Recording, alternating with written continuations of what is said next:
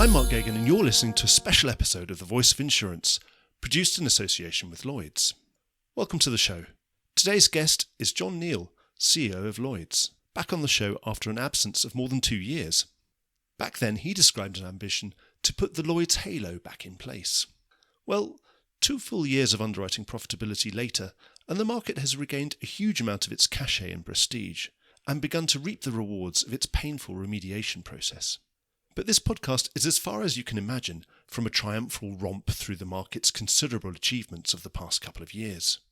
It's about the here and now of this still transitioning market and the major opportunities it is throwing up for Lloyd's underwriters. It's also about a culture change on One Lime Street, engaging positively with and backing smart businesses with good ideas and being more principles rather than rules-based, while at the same time remaining hyper-vigilant on any backsliding on hard-won improvements in rate and terms and conditions.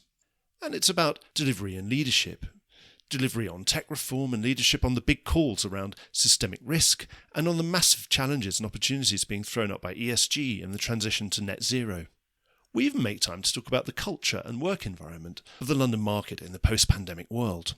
But I'll stop myself there because there's a danger that this introduction just becomes a shopping list of the topics we discuss.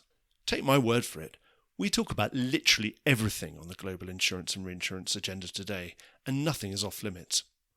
But ultimately, this is a great opportunity to spend 45 minutes in a very relaxed and intimate conversation with the leader of a very important segment of our global insurance ecosystem. As you'd expect, he's in great form, and it's clear to me that he's growing in confidence. The confidence and conviction was already there before, but there's nothing like good results to add positive reinforcement. Here's someone who's getting through to the market and clearly feels he's going to be able to carry the market along with him to face the challenges of the future, and do so from a position of relative strength. We haven't had a Lloyd's CEO in this sort of position for at least a couple of decades, and that's why what he says here has more meaning than in the past. The fact is that because of the credible delivery of the objectives of the first phase of his tenure, John's thoughts about what comes next carry more weight than before. And that's why I highly recommend a detailed listen. Enjoy the podcast. John, welcome back to The Voice of Insurance. Mark, it's good to be here. Thanks for having me back. Hey. Well, it was nearly 2 years ago, and obviously huge amounts changed since then. We're up here on the 12th floor of Lloyd's. What's the feeling up here? What's the mood going into 2023? And what are your key objectives and the sort of milestones you're looking to get through this year? Well, it's a conversation you and I can have, but one that we need to be careful on publicly, because I think 3 things are at front of mind for me. One is discipline. We've worked really, really hard, and the market's worked spectacularly hard to get performance in great shape, and it is in good shape. 21 results, terrific. When people see our 22 results, I think they will acknowledge that we've got to where we wanted and where we needed to be. So the answer is we've got to maintain that discipline. If we now understand price, if we understand risk, if we understand exposure management, then let's not put ourselves back in the situation we were in 2016, 2017. We'll come back to a bit of that, what the opportunities are in a moment. That's 1. 2 is execution. We've just got to get stuff done. I think people are starting to believe that we can execute, particularly when we think of the digital agenda. So let's finish the job in 23. So that's part 2. And then obviously take people on that journey with us. So when we talk about digitalization, it's about people adopting, participating in the solutions that are put in place. And number 3, I think, is show some leadership. Whether it's culture at one end of the spectrum or the debate around climate transition at the other, let's maintain and develop our leadership position. So those are the 3 things: discipline, execution, leadership. I've got a feeling we're going to be hearing a lot about discipline, cycle management, that kind of thing. But at the moment, we're at the really good point of the cycle, aren't we? Obviously, you're not sitting around smoking cigars and ordering fine champagne. But at the same time, should we make sure that we do enjoy the top end of the cycle? And by enjoy also, I mean, make the absolute most of it and put the foot down, perhaps. Is that the right sort of feeling?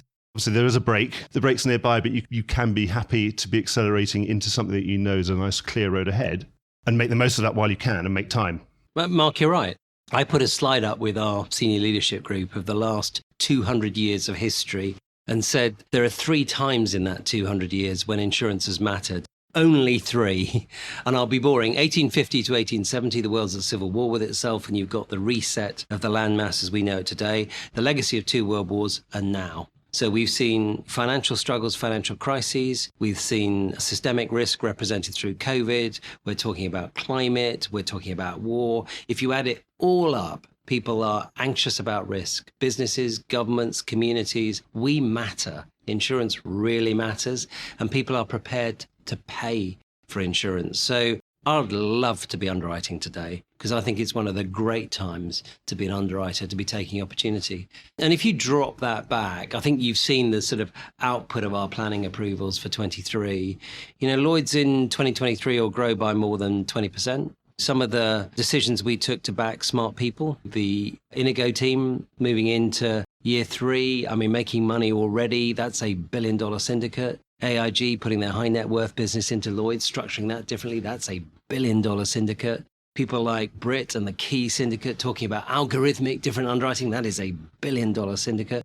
So I think we've tried to be smart and back the people who've got good ideas, good thinking, and want to make a difference. And we've got to keep doing that. Also, you've had some graduates from the syndicate in the box. Yeah.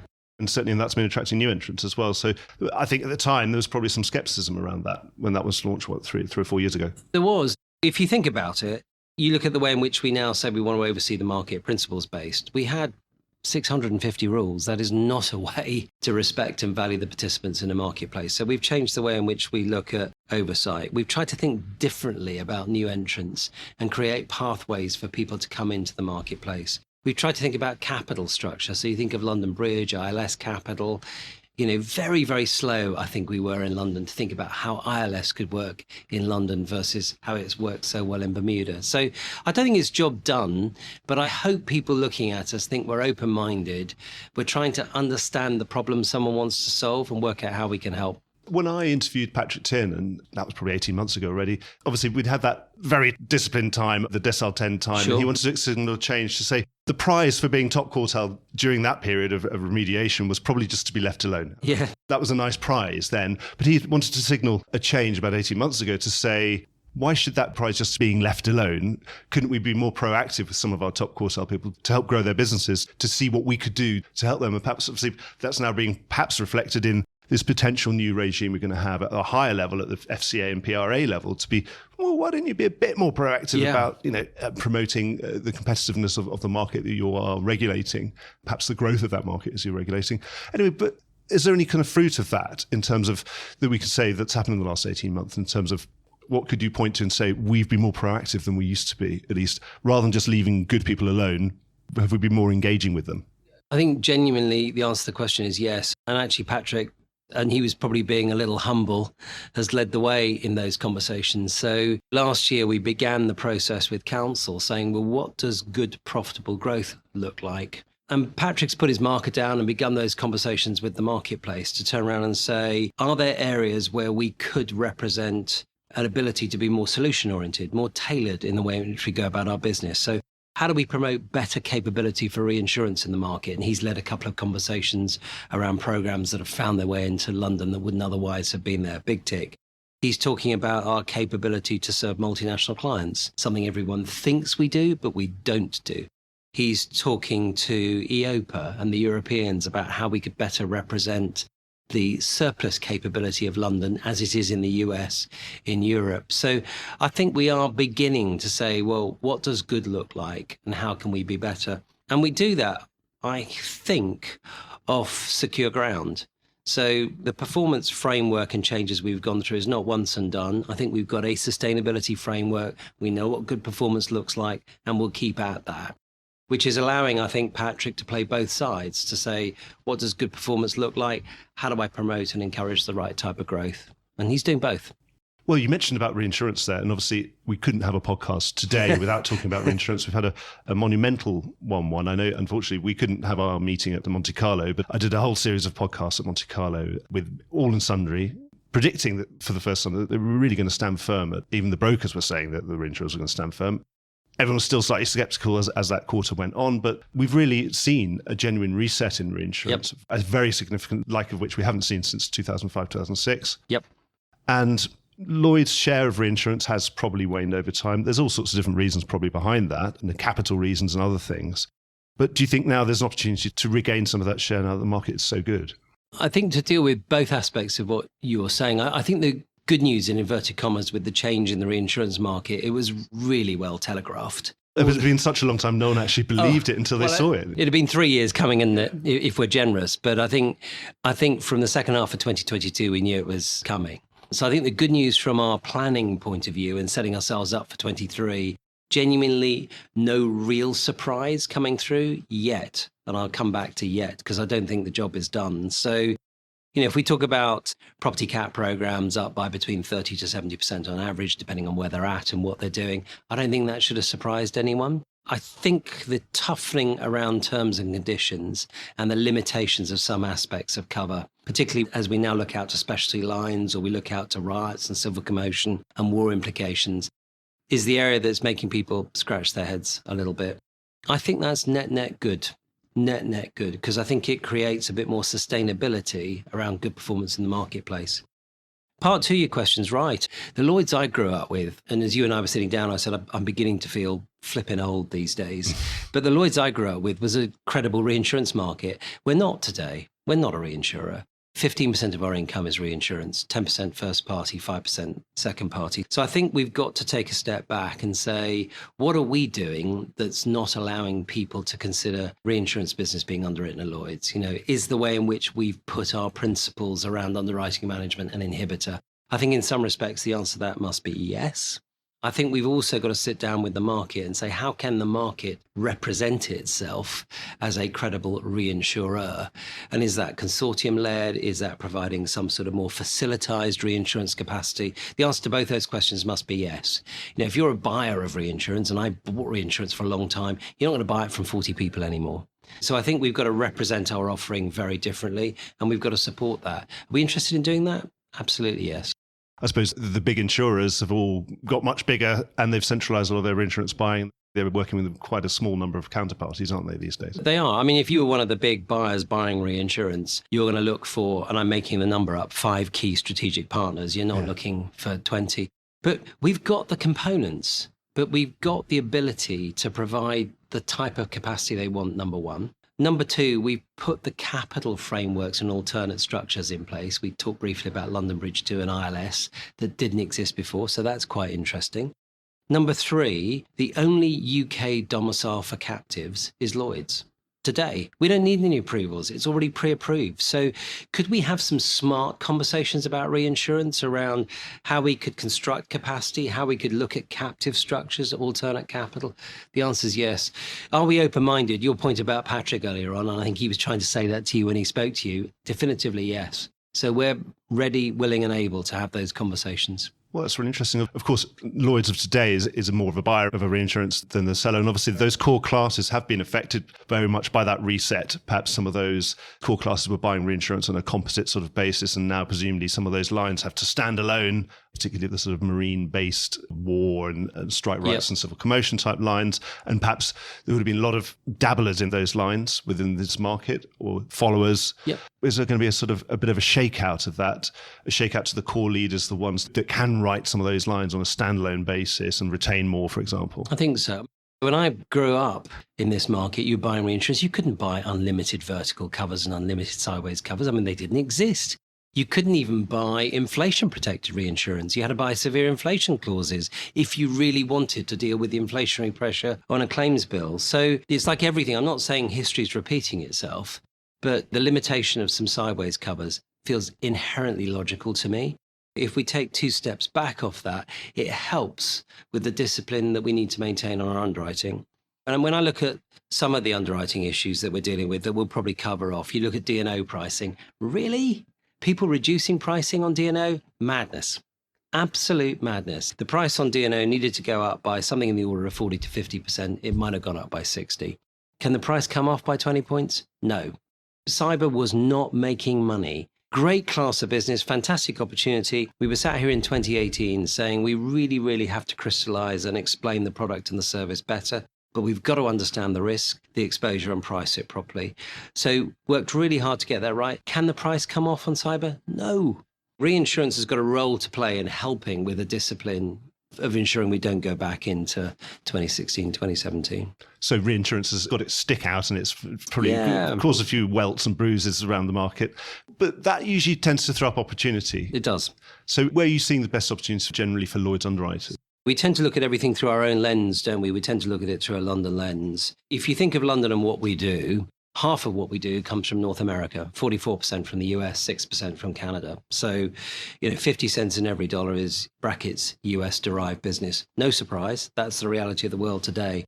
Do I think the domestic US insurers have got all of the capacity, all of the capital, and all of the reinsurance placements they need for 2023? I don't think that at all. So I think we are looking, per your earlier remarks, at a marketplace and an opportunity that is going to change in front of our eyes through the April renewals, through the June renewals, through the July renewals. So I genuinely take my hat off to those that are ahead of the curve, thinking about the capital they might need and raising some of that capital. So when I saw Adrian and Beasley stick their hand up and say we need some capital, I thought, applause, well done, because I think that is exactly the right way to interpret the opportunity that's ahead of us. And we think that's going to happen a bit more universally. So I think Adrian ahead of the curve. So all congratulations to him. We're going to see more of that. June, July, is there enough capacity and capital to support the ambition and the expectations of buying insurance in the Southeast US? No way. So I think you're going to see a dramatic shift. So you're definitely an incrementalist. Obviously, there was movement in mid-year last year, and obviously we've had this big movement at 1/1, but you think that's going to carry on rolling through 1/4, 1/6, 1/7? I think it is. And I think in some ways, roughly 60% of the world's property cat reinsurance is placed at 1/1. So you've got such a predominance of property-based reinsurance is being placed. You've not seen the same reaction to casualty, let alone specialty. So we saw a price increase, probably single digit on casualty. We saw a reduction in proportional placement, but not much else. The inflationary pressures are really, really hard on the casualty book. And I don't think that's yet been manifested through some of the reinsurance reaction. Specialty, and you mentioned some of it, riot, civil commotion, war, and I think that's all yet to play out. So more to come, I think, more to come. And actually on that capital raising front, if we were sitting here in 2006, I'd have been frazzled from all the reporting I'd have to do on sidecars and 8 or 9 new startups and just running around trying to get phone numbers for all these new CEOs who are wandering around with $1 billion in their pocket. That hasn't happened this time. But what has happened, certainly it would appear that London's, for example, you mentioned the BC capital raise, that London has been able to access capital perhaps when others haven't. Is that something you're proud of? That to say, well, is that testament to some of the hard yards we did 3 or 4 years ago? I think and I hope that we're beginning to put London back where it should be. Yes, obviously, it's not my job to try and trick you into saying something triumphalistic. No, it's not triumphalistic. I don't want to do that. So what we do for a living here, corporate and specialty insurance and reinsurance, is not easy. And I think London, when it's been at its best, has demonstrated an ability to lead performance in that respect. I think we're getting back there. And if we get back there, we have to stay there. So one thing we try and do, I think perhaps slightly differently to the Lloyds of old, is have those conversations directly with investors. So, in Burkhard Kieser, we've got a CFO who's got the credentials to be able to do that. And our sense is there is genuine interest from capital in investing in insurance. They want to see that the performance is sustainable. So they want to see that 22 repeats 21. They want to be convinced that the discipline remains in place for 23. They don't like volatility. That's the problem with investors. And of course, our industry is nothing if not volatile. So I think the capital is there. I think we've just got a little bit of proving to do, and that might take another quarter. But my sense is you'll see a lot more of what you're used to seeing time past as we go into the second half of the year. Well, I suppose the first proof point is going to be the annual results. 100%. Obviously, we're in the middle of the season. I mean, are you worried about a flood? Probably not. It doesn't sound like you're worried about a flood. It's a slow convincing that the insurer's story is true. I find these conversations so difficult because you feel as if you lack humility. It's a bit like your conversation earlier on to say, is it a good time to be in insurance? And you want to scream, yes. But you think, I better not say that too loudly. I certainly better not say that in a pub on a Friday. Well, don't tell everybody else. So you think, I don't want to say that. And of course, when you look at the loss activity that's been kicking around in the early part of the year, I think, again, as the market's understood risk and how to price risk differently, we just haven't got the exposures. So we look at the floods in New Zealand that are desperate. That's a domestic loss. And it's not really that big a loss.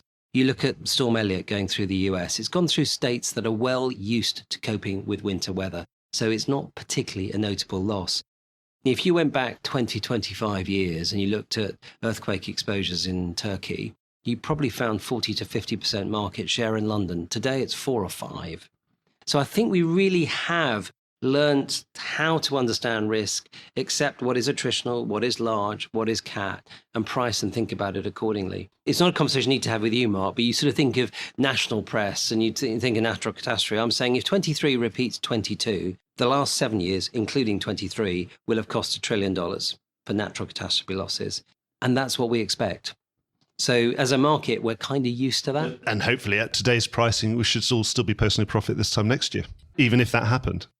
I may get shot for saying this, but I think one of the aspects I'm most proud of at Lloyd's is getting that discipline back. I don't think you can post a 3-digit combined ratio anymore. Why would you do that? You really should understand the components of your P&L. And it's going to take a very, very extreme situation, in my view, to be posting a combined ratio excess of 100. Brackets, not acceptable. Not acceptable. Not under any circumstances? Well, I think you'd need to see pretty extreme cat activity. You'd need to see the triple threat come through to cope with that. If you see what we've seen in the last couple of years, $150 to $160 billion of cat-related activity, should we be able to price for that and still produce a combined ratio in 2 figures? Yes. Because Florida has a very big coast and it's got lots of property on it, and hurricanes hit it all the time. Indeed. So we should know that. Indeed, we should know that. You had mentioned about the resurgence in competition. Some classes has been particularly more, perhaps the poster child has been D&O that's been on that roller coaster ride, and perhaps people blame perhaps there weren't enough IPOs. They budgeted for lots of IPOs and then the IPO market shut, and then they weren't getting the income of all these sort of SPAC IPOs that they were getting the year before.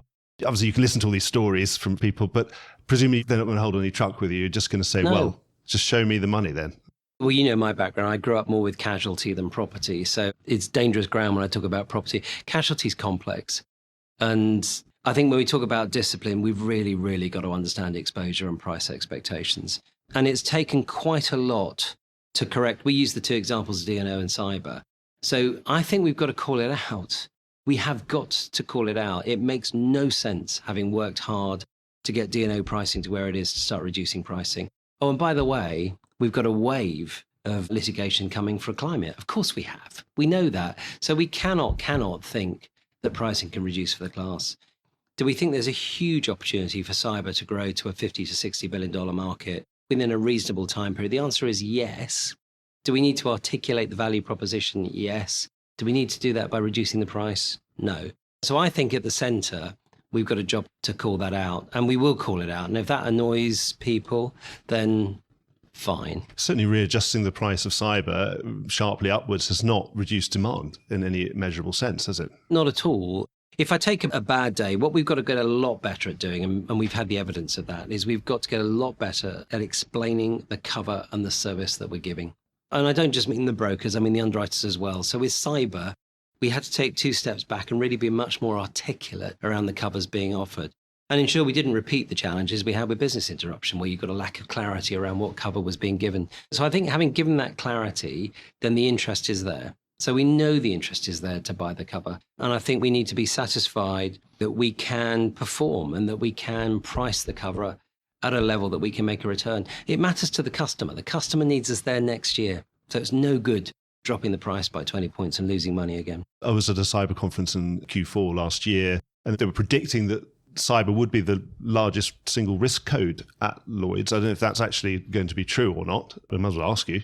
I think there's every chance it could be. It's not quite there yet, I hasten to add. There's every chance it could be. Having said that, when we look at data, we're looking at the penetration of insurance, both life and non-life, is set to double in the next decade. That's not happened for 50 years. So we are actually seeing a perception and understanding of risk, a need for businesses and communities to have confidence and therefore buy more insurance. So I think cyber's going to grow, but I think a lot of other classes will grow as well. So we'll see.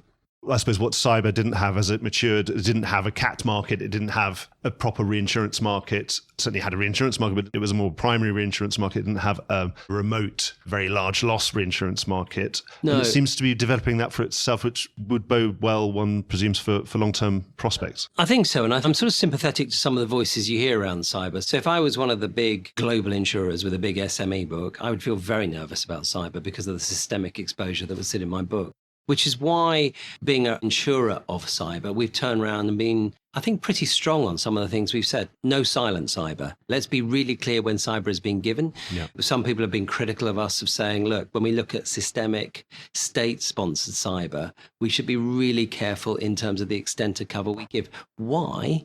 Well, because there's not enough money in the world to pay for that loss. So let's not put ourselves in a situation where forever we're debating at the point of claim whether there was cover or not. I've had enough of all of that. Ultimately, that's fraud anyway, isn't it? I mean, saying that you can pay a loss when you really don't know what it is. I mean, to me, that's the business interruption legacy, isn't it? I don't want to be having the debate at the point that the claim is made. We want to re-earn our spurs with the customer, that they know what cover they've got and they know when they have a claim that we'll be there to deal with the loss as quickly as we can.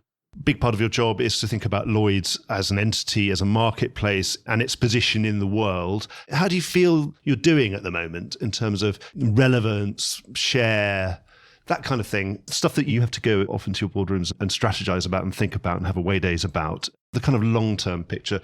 My view is that we're in pretty good shape. And when I talk to brokers, I say, well, here is a market that has stood up. Okay, it hasn't necessarily put the price that everyone wanted, but it's been here when other people have walked away. It has also accessed capital that other people haven't been able to access. You feel like you're in a good place?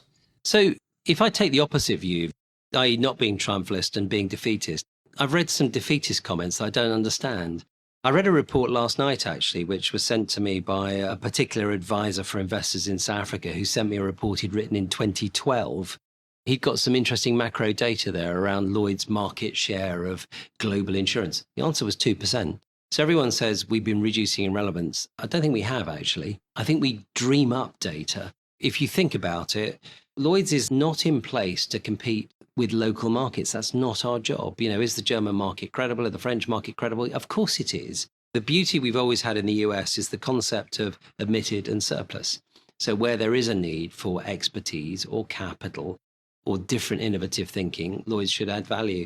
And that's where our debate needs to go. How can we continue in that vein and therefore continue our relevance? So do I think outside of my time, do I think we could see a Lloyd's marketplace that's knocking on the door of 80 to 100 billion of gross written premium? I do, but I do it against the backdrop of a global life and non-life insurance market that's probably worth 4 or 5 trillion. So I think we've got a role to play. I don't think the value of that role is diminished. I genuinely think as markets look in on us, as customers look in on us, they do value what we're able to do out of London and out of Lloyd's.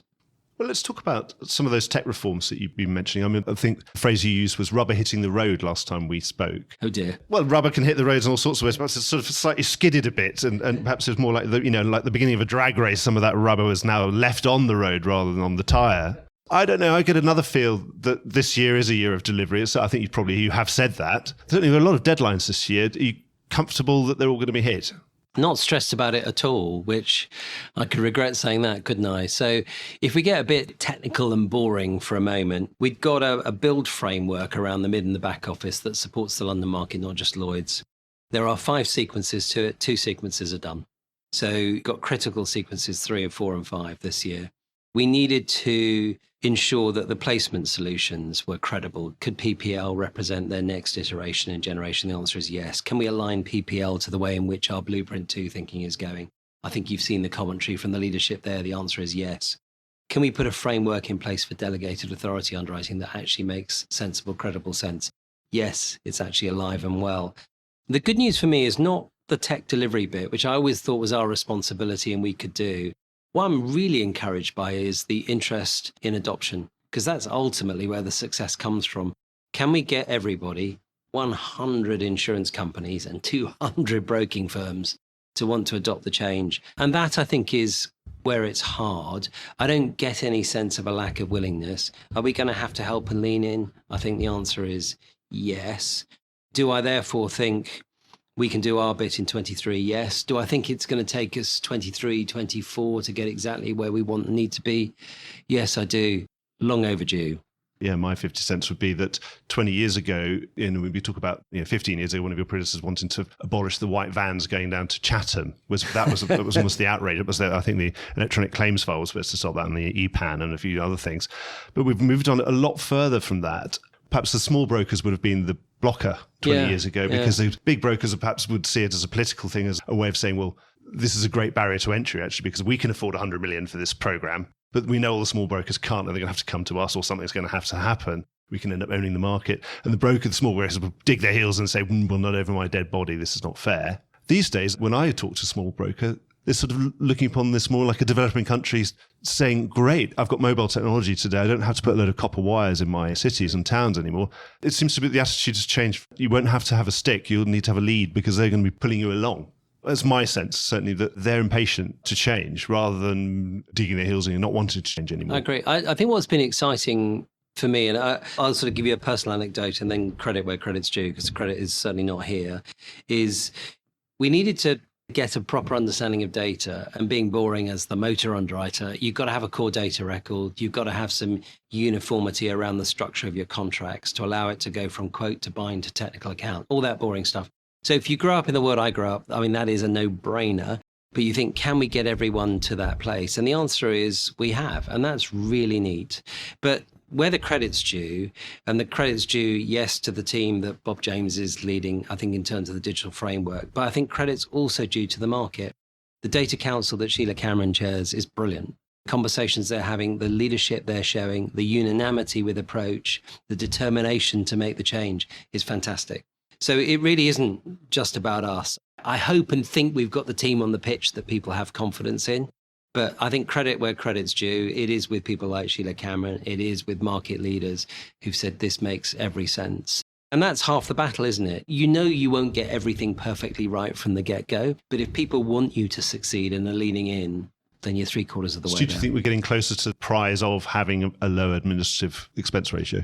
So when I took on the role at Lloyd's in 2018, I had a chat with Bruce Carnegie Brown and said, do you mind if I go and ask a few questions around the place as to what people want us to do? And I wanted to ask the questions here critically as to what people felt. I also wanted to ask people in the US and Europe. And I think you know, because I think you and I have chatted about this before, 3 things came back really clearly. Number 1, sort out performance. You just cannot carry on and not show market leading performance. So tick will do that. Number 2, sort out the cost of doing business. We created a disadvantage. Our costs had gone up by 10 points in 15 years. So the challenge was, it's down to us to decide what costs we're prepared to pay, but give us a framework that's different. And then number 3, we show some leadership. So I think the digital piece is fired at the middle ground. It's not our job to turn around and say, this is what brokers should earn, or this is how much your business should cost to run. But we've got to give people the flexibility that they can make those decisions for themselves. And I think we are. I want to talk about a couple of worries. You've mentioned about inflation a couple of times. Again, obviously, we're in an inflationary time. Perhaps the last time we spoke, maybe inflation was still within central government targets. It has spiked incredibly quickly. I mean, not spiked because we hasn't come down yet. So us journalists are guilty of using that word. What we mean is a sharp increase, and a spike is actually a sharp increase followed by a sharp decrease. We're hoping for a sharp decrease. But how worried are you about that, and how vigilant are you on that, particularly looking at back year reserves and thinking, well, I hope inflation's all ready to go in there, and that it was in there. Obviously, on live business, you have an annual opportunity to revalue everything and reprice everything, and perhaps it's not such a worry. But how much of a worry is it from here on the 12th floor when you're looking at the market as a whole? So I'll give 3 bits to the answer. Bit 1 is to say, isn't it great to be doing business in a real economy? Because it's a long time since that's been a reality. Do you want an economy that can grow? Do you want an economy that has interest rates? And do you want an economy that has inflation? The answer is yes, yes, and yes. Because then you're in a real world. So we've operated for 20 years in a nonsensical environment. 0 inflation, interest rates 0, or some bits inflation was negative, and limited growth. So I think the macro story is good. The challenge is the change from where we were at to where it looks like we're going to be, which I think is where your question's going. Because I think inflation has always been the friend of the insurer. We're pretty good at adjusting price for inflation. And unlike life assurers, we do get to reprice the policy every 12 months. Yeah. So we've got a reasonable crack at getting it right. So that's been the challenge. Our view, and we're going obviously through our year-end processes, the comfort I can give you and anyone that's listening is everybody has looked at inflation. And I mean everybody. There are no exceptions. We're looking at roughly 3/4 have made some adjustment considerations to loss picks and therefore the reserves they're carrying in their balance sheet for inflation. 25% feel comfortable that they're there or thereabouts. I might have a different view. I might think it should be 100% and making some adjustments, but everyone's thinking about it.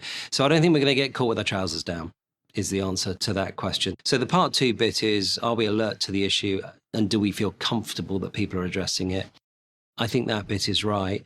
Part 3, and I think, I'm a bit of an optimist by nature, so temper what I'm going to say. You can't be an underwriter without being an optimist. You can't. I don't feel as bad about world economics as everyone else. I mean, credit where credit's due in the US, and everyone has a bit of a crack and a pop at Biden. He's done a pretty impressive job, I think, in his term as president. I think many aspects of his thinking, and certainly economically, has been good. US actually looks in pretty good shape. And I think in the UK, we want to see the proof of the pudding. You've got the Prime Minister out there saying inflation is going to be 5% by the end of the year. Well, I think the credentials are in place to see inflation better under control than it is at the moment. Yeah, I mean, yes, we need to see it play out, but I don't feel negative.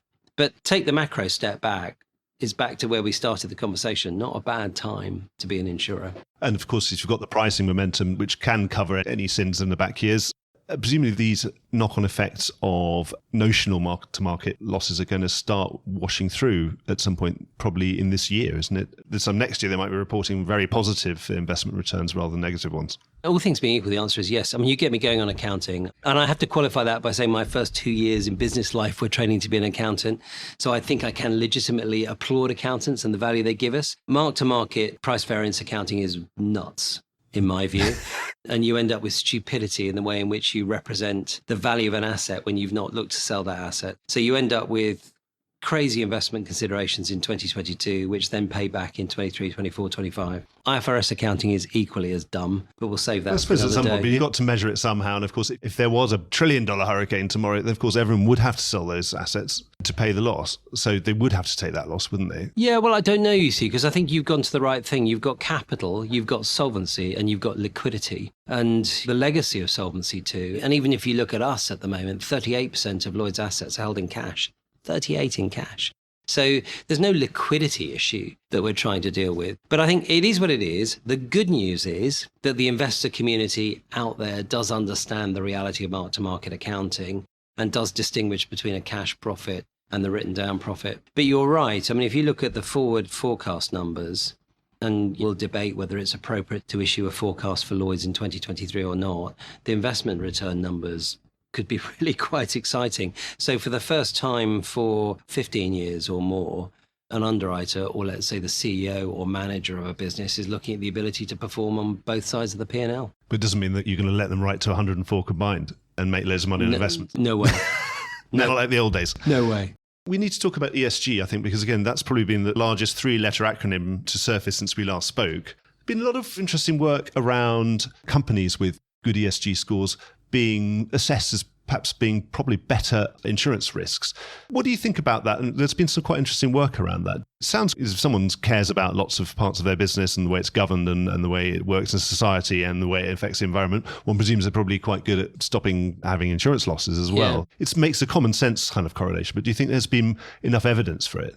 Last point first, and then go through the rest. So no, there's not enough evidence. That the principles of what you're saying must be right. A business that's data-based and wants to be meticulous around its decision-making and wants to have its decisions proved. So is the analysis in place to support our decision to invest in X or commit to Y? I think that's just good business management. Yeah. So the businesses that you're seeing that really do want to understand their Scope 1, Scope 2 emissions and work out how on earth they're going to calculate Scope 3 in terms of climate transition, by definition, they're pretty grown up in the way in which they're thinking. So I think it's a good thing, yes. I think the challenge we've all got is, what does consistent, good, accurate and fair measurement look like? Because the risk is that we end up with so many different ways to measure transition. And we're in the middle of that at the moment. Yeah. To be really clear, I think climate transition, everything that's related to it, will be one of the biggest single opportunities the market's ever seen. If there's going to be genuine and credible investment, publicly and privately, in new infrastructure, hello, it needs insurance. That's dead exciting. So we kind of want to be in the middle of that, which is why you hear us talking about being the insurer of transition and genuinely being the insurer of transition. Yes, that does mean we need to see that transition is credible and can happen against whatever measures are being put in place. That will change, I think. You'll see a greater harmony between the debates on nature and biodiversity and climate. It all needs to come back together rather than be pulled apart. But I think there's a really important role for us to play in that respect. And that is both in terms of the exciting renewable thinking that's going on, but also in terms of the legacy. I don't think we can afford to ignore the legacy. So I think net good. The thinking, the precision, the need to report, be held to account, it's all good. And in terms of your role overseeing a market, we've got a difficult decision around standards. We're at this kind of Betamax VHS kind of moment where a whole load of new standards are all vying for our attention. And then you could play a role there, perhaps, because of course we all know we're going to need them. Because when you've got 100 different managing agents and 100 different syndicates and you've got 200 different brokers, and everyone needs an ESG statement and score or something, then that methodology or that endorsement of something that's already out there perhaps could be something in your hands, couldn't it? Agreed. Because otherwise it was going to be a certain amount of chaos, isn't it? Because there's no conformity. Marsh broker will rock up with 50 questions in this format, and then an AM one will come back 5 minutes later with something else. And then each insurer and reinsurer will want different formats, and it'll be an absolute nightmare and it won't work. So I think at the moment it is a nightmare. Because what you've just described, Mark, is exactly what's happening. Do you think you've got a role to play there in sort of untying all these knots? Yes. I think we've got a role where we can give the market some appropriate air cover. And we've tried to say that by saying, look, we're happy to be held to account in the aggregate. And there are plenty of people that want to hold us to account. So we've required each managing agent to present their report to us on a preliminary basis of ESG. We're going through the process now of saying, this is what we think good looks like. And this is how we benchmark you against that standard. So we've begun the reporting process so we can collect the data. In terms of, has anybody yet found the right framework for reporting? The answer is no. It worries us a little bit that maybe too much of the reporting is retrospective. What is the embedded footprint in your balance sheet? Incredibly interesting. It's going to take you 2 years to work it out, but it doesn't really help, which is we're trying to get to net zero. So no one yet has really thought through intelligently what the path to net zero looks like. We're trying to work that one out, and we're trying to work with all the parties that are looking at that sensibly. And I think, and I mean this appropriately, we just need to take our time. I don't mean that takes 5 years over it, but I think if it takes us 2023 into early 24 to get this right, then let's do that. Because to your point, what we don't need is broker A and insurer Z issuing 106 questionnaires, which is what's happening a little bit. Yeah, I can imagine. So we've just got to take a step back on some of this. So the idea is, yes, I think we've got a role to convene and represent. And by the way, brackets, that should be financial services, not just insurance. And I think we can stand up and have a voice in that respect. But let's not hurry, because if we hurry, we'll get to the wrong answer. And on the IT infrastructure side, you need to build the infrastructure to be able to ingest all that data and present it in a meaningful way. And I think try and be smart around it. So what data do we collect already to price a risk that would give us a very clear indicator of the footprint that risk is creating? Do we know this is going to have to change over time? Yes. So let's just be a bit careful around what we're asking for. Something else we've spoken about, now hopefully the pandemic is fully behind us, fingers crossed, majorly there. Obviously, Lloyd's has the room, and that has put you at the centre of this debate about what are we going to do with it, how are we going to use it. How's your thinking advanced now that we're hopefully in a post-pandemic environment? It feels much more normal. It feels more normal on Tuesdays, Wednesdays and Thursdays, and feels a bit strange on Mondays and Fridays. We can't lose Mondays, can we? Presumably you don't really have a top-down idea, and you don't think that would work. You're going to let people use the room the way they want it, I suppose. Such a big topic, isn't it? And you got BBC's 4-day work report published yesterday, which is interesting in itself.